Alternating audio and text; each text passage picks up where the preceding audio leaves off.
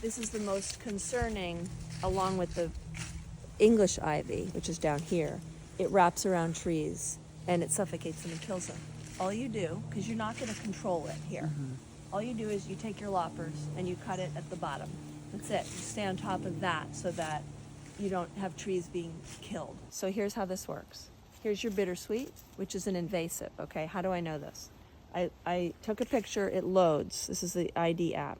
Then what you see is you go to the map. Look at all that red. Oops, there. Look at all that. That's all invasive. So that will show you where you are in the country, where the plant is invasive or not. Like, it's not invasive in half of the country, but it sure is here. So you do that with all your plants and all the things that are the honeysuckle, the Morrow's honeysuckle, the English ivy even. Just go around and see, what do I have that's invasive? And then you know kind of how to deal with it, okay?